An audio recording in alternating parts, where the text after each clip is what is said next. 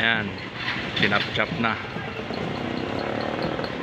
Ito mga kabayan yung gagawin naming pangpaasim sa nilagang pata.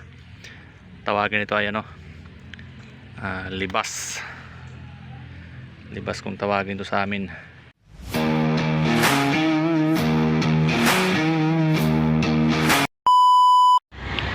We're going to buy aray ko sakit, ulam.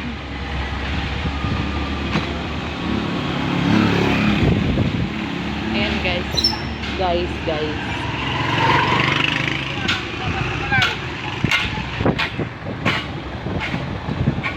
Good morning mga kabayan. Ayan si kabayan, ayun na nagda-drive. Muna tayong biyahe ngayon. Bili muna tayo ng pang-ulam.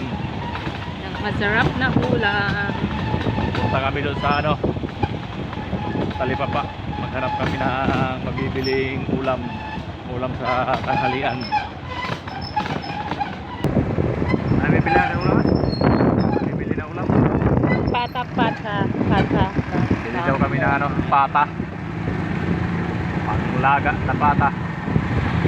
Nagain na ano, lagang pata. Sana mayroon dito tayo mabili sa mga Talipapa dito.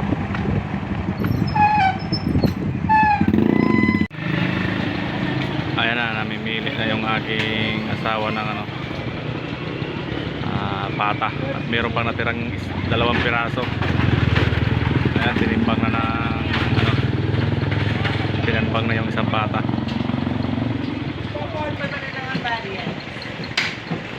Ayan, tinap-chop na.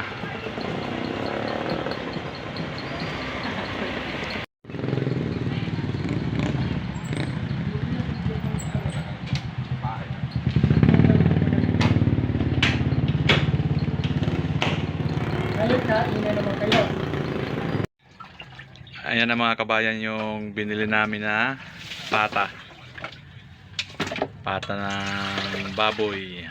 Ayan, Niluto namin dito sa pressure cooker na cute. Diyan namin ipapakuluan sa ano, sa maliit namin na pressure cooker para saglit lang lumambot. Ang aking darling na yung bahala diyan. Lagyan natin ng asin para may lasa. Ito yung pangmalakasan na sahog sa nilagang pata. Ba ito, repolyo? Pasensya na kayo dyan mga kabayan sa aming ano, kusina. Yan ang itsura ng aming kusina. Pero maganda naman yung tagaluto. Lagyan mo na ito ng ano. Ito mga kabayan yung gagawin naming pangpaasim sa nilagang pata. Tawagin ito ay ano, libas. Libas kung tawagin ito sa amin.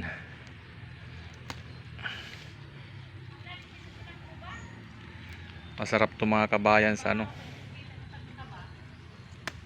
masarap to mga kabayan sa nilagang pata o kahit karning baka. Ito, punta pa ako dito sa baba. Mga tanim ko to mga kabayan. Dala ko pa to dito sa Antipolo, galing to ng ano, Masbati.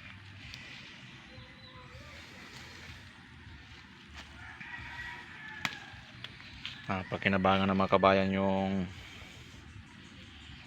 tanim ko dito na ano, libas.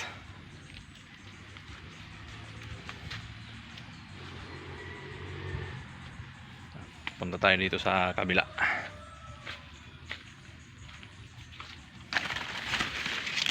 Marami pa dito.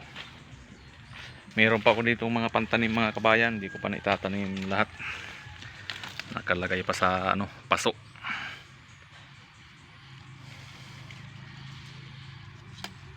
Napakasarap nito halo sa ano, nilagang baboy o nilagang baka. The best talaga to.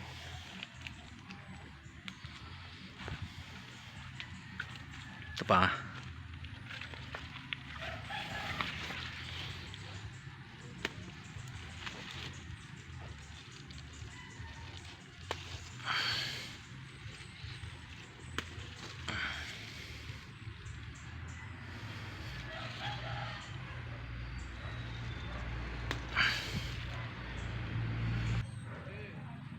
Tapos ito pa mga kabayan yung pananim ko pa na libas. Marami pang buto dito diyan sa loob ng ano, paso. Hindi pa natubo yung iba. Ayan o, may mga buto pa yan sa ilalim. Hindi pa natubo yung iba mga kabayan. Itong dalawa na to, tatanim ko to mamaya pagkatapos ko magluto. Ayan mga kabayan, nahimay ko na yung ano, yung libas. Hugasan ko na, ilagay ko na to sa ano, sa pressure cooker. Isama ko na to sa pagpakulo para mas malasa. Ayan mga kabayan, nakalagay na yung libas dito sa aking maliit na pressure cooker. Ready na to pakuluan.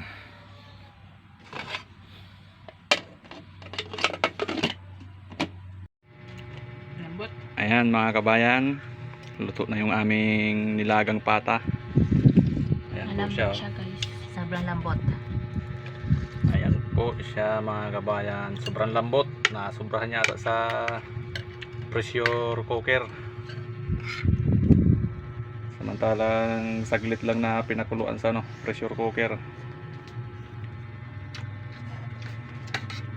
Tibugan na, bakbak na yung mag-ina ko.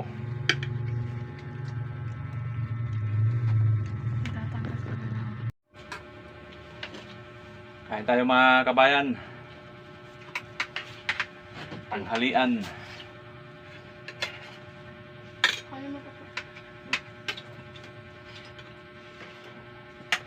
Pasensya na mga kabayan kung maingay yung ano, ikot ng aking electric pan.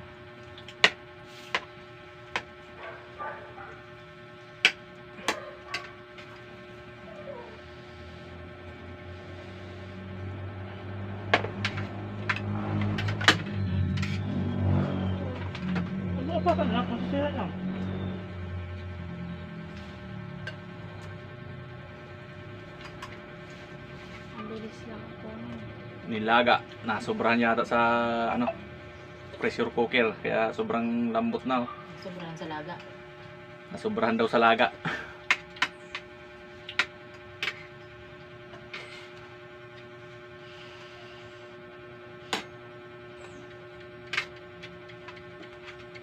Ngayon lang naman ulit nakatikim ng nilagang pata.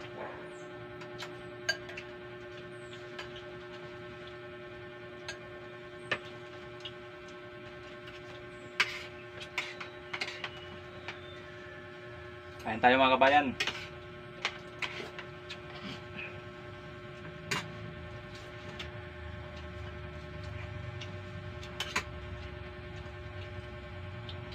Ang gulay na.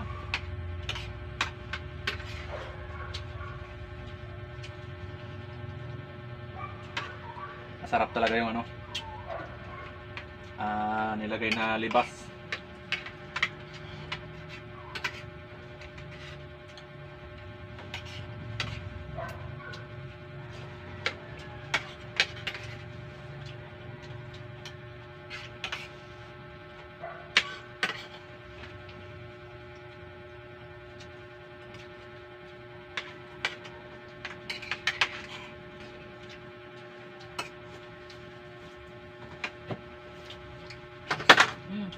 Hirap talaga yan. Sobrang lambot oh.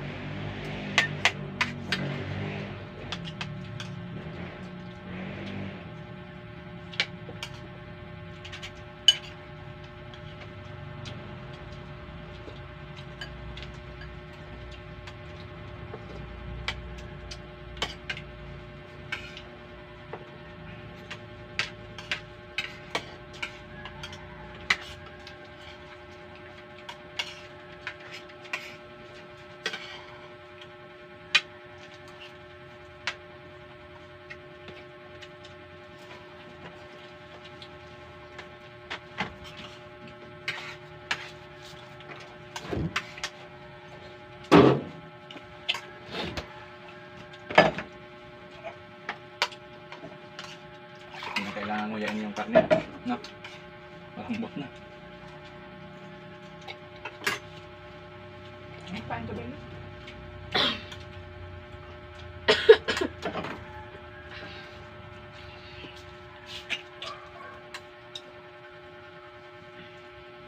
Di man masyado matunaw.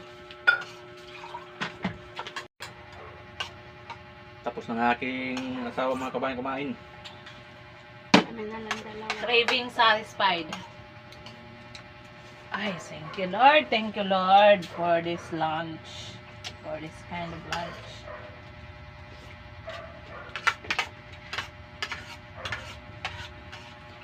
Excuse me. Ay, thank you Lord talaga.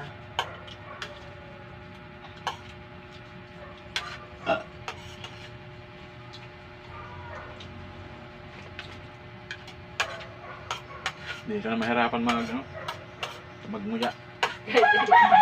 Kahit lunok ka lang sa lunok eh. Dahil sa sobrang lambot.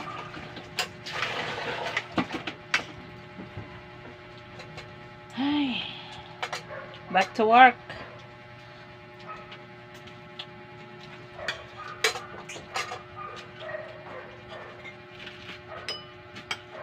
Babe, bago ka umakit mo.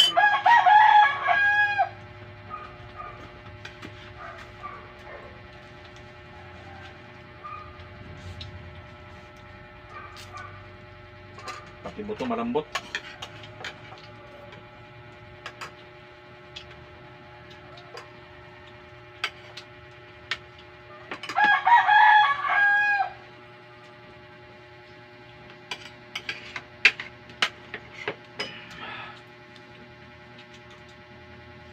Solve na.